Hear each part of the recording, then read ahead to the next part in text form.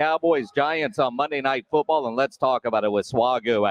Marcus Spears joining us now. Marcus, from a player perspective, how hyped do you get for a Monday night game? Oh, it's exciting, man. It's iconic. Like this is almost playoff atmosphere. You prime time, only game on. It matters. Like if an NFL player tells you that it doesn't, they lying, because you feel the difference in Monday night. Marcus, I got to ask you, not only is it Monday night, but it's the New York Giants. I know the Giants are 2-0. I'm not sure if they're pretenders, if they're really that good or not, but just the fact that it's the Cowboys and Giants just makes it that much sweeter. Oh, absolutely, man. And I mean, listen, divisional, number one, right? Like as we focus down the road, the importance of getting division. The other part, man, it's the question for both of these teams, right? Was Cooper Rush a one-hit wonder like Milli Vanilli, or did he do it again? So I think it's a great barometer for both of these teams right now, based on how the division is looking. It looks like Philly is like the clear-cut best team in the division, but this will go a long ways into making it interesting as we get into divisional play. Marcus Spears joining us here on the Blitz. Cowboys Giants. I look at this game, and Daniel Jones 0-8 in primetime games since he has been quarterbacking the New York Giants, going against Cooper Rush, who was 1-0 in primetime games, because remember that game last year against Minnesota was a Sunday night game. Is tonight more about the Cowboys offense or the Cowboys defense slowing down Daniel Jones and Saquon Barkley? Tonight is about the Cowboys defense. I think it's going to be about the Cowboys defense for a while, obviously, until that gets back. But when you look at any part of this game that you should have an advantage, if you're the Cowboys, it's on the defensive side of the ball.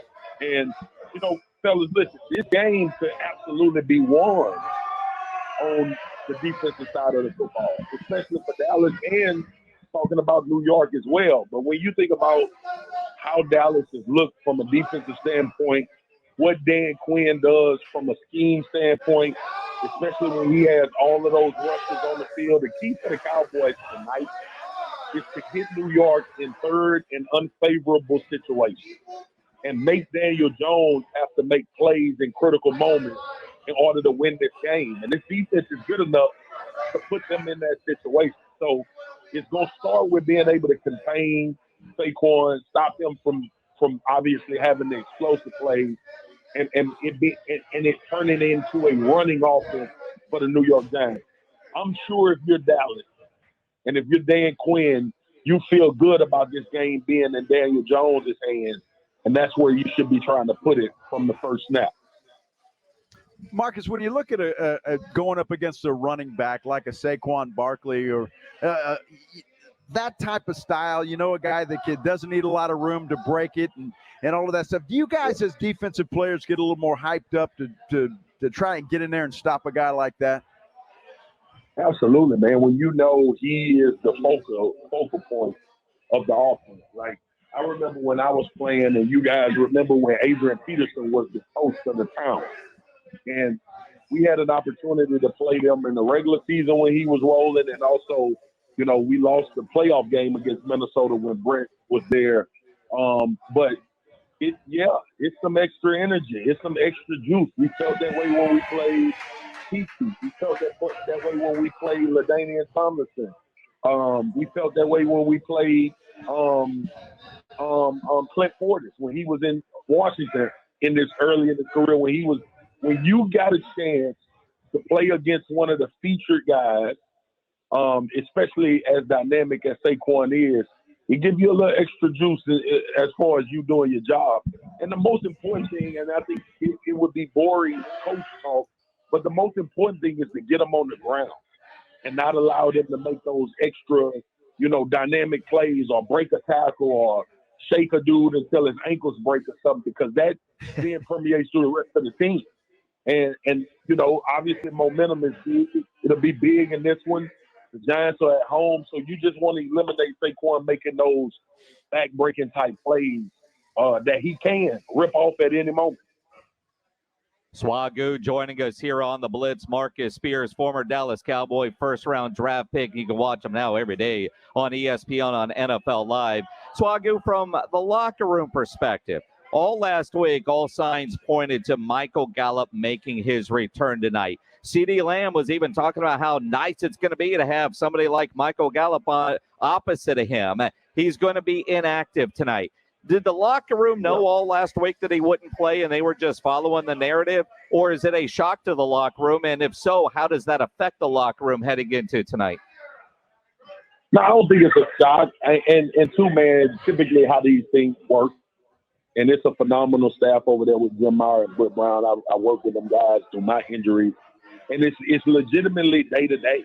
It's leading up to the game about how you feeling. And we've seen Mike run routes. We've seen him make cuts, but it's different when you get into action, man. And I think, they've always erred on the side of caution for a lot of guys. And I think that's what they're doing. The real question is, could Michael Gallup play? Yes, he probably could play. The answer is you don't want Michael Gallup to end up like Chris Godwin, who came off of an ACL and then, strained his hamstring, probably because he didn't have enough work leading up to when the adrenaline is going and it's on the line and you're playing big-time football. So I think it's more of a caution, and I think it's a smart caution. And especially if you could get another game out of Noah Brown like you got, why not try to buy another week for this guy to heal up and strengthen as well? So it's not a shock because usually we know by Thursday or Friday that a guy's going to be in or out. But, sometimes you're like, damn, I wish he would have been out there. Marcus, as a player and the mindset of a player, how much of that Michael Gallup's going through is mental? How do you get over that mental hurdle once you getting back on the field and obviously not wanting to get hurt again? Yeah, man, I tell you, Bill Brown, one of the athletic staff guys, training guys, he really brought it home for me. He said, "You will know when you know." As far as the player, like you will know when not being back to normal because you still want to go see it in real live action if you're back to normal, but it'll be familiar to you. And I think as a player, man, the mental part is the most important because honestly, fellas, most of the time you healed from the injury a week or two before you actually start playing. The rest of the stuff is testing. The rest of it is making sure that you can do what you need to do at a high rate of speed when guys are coming at you, when you need to stop and cut on the dime. And you just can't simulate that. You can't simulate the unavailable movements that's not afforded to you when you actually in the game of play. So I think it's just the mental part, man. You got to feel yourself do it when somebody is actually trying to come tackle you. Or in my case, you got to feel that 300-pound lineman trying to move you out of the hole, and you are able to sustain and stay there and even knock him back at times. And, honestly, you really won't know until you actually get out there and do it. You'll have confidence because you've trained and you've rehabbed and you've done things, outside of the game. But until you actually get in that fire, man, you won't know until you're right until you get that first hit or you make that first cut or in Gallup's case, until you climb the ladder and make one of those stretches over the top of somebody, and then you start to familiarize yourself with, oh, yeah, this is how it feels. This is how it feels to be me and to play at a high level. And until he gets back out there and do it, you really just never know.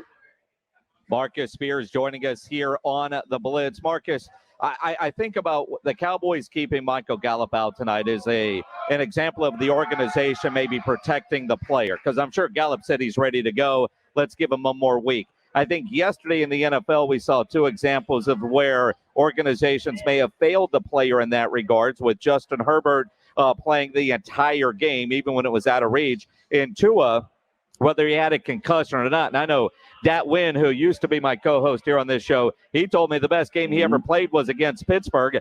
After he got the film graded, got a concussion on the second or third play. He doesn't remember anything about that game, but he went out there and played because, he passed the protocols. Do you think in those two situations the coaching staffs failed the players and should have protected them more?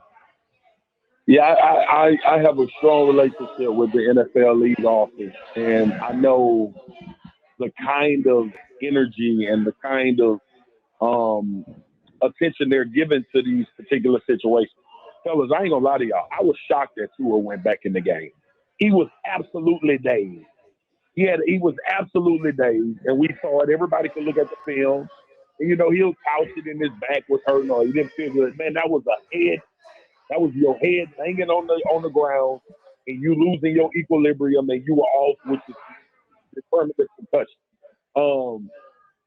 And I think, yeah, man. I think when I felt like they should have protected him against himself, but also there's protocol in place for these guys to be tested or whatever they consider you passing to see if you have a concussion. And that's the tricky thing about head injuries, man. Like sometimes a guy can look as normal can be for you, and it's just something up there that's not right, that's not properly functioning, but it's not tapped into through those tests. So it's it's tricky. But when I saw Tua hit his head and get up, are you talking about in that situation where he don't remember the game? A lot of that is playing on muscle memory because you've done it so much. But it is the job of the coaching staff and the referees and the training staff to protect the guy against himself. I personally would not have allowed Tua to go back on the field. Interesting. Marcus, before we let you go, they're showing a replay of NFL Live that you just did. You're on the set with Dan Orlovsky wearing that ugly red jacket. What was he like today after Jimmy G stepped out of bounds last night in the back of the end zone? He was free, man. It's the freest and the most beautiful moment I've ever seen Dan Orlovsky have, man. He welcomed somebody into the stepping out of the back of the end zone club, and now it's not just him in NFL history. And I think that was probably the highlight of his career because he damn sure ain't do nothing when he was playing. That is so true. How much crap do you give that man? I love that. Just keep giving him that crap, man, because he's still going to own it. Marcus Spears, Swagoo, always appreciate it. Love watching on NFL Live and appreciate you taking the time with us today. You know it, Jay. All right, brothers. I'll talk to y'all next week, man. Absolutely. Thanks. Marcus Spears, Swagoo, here on the Blitz.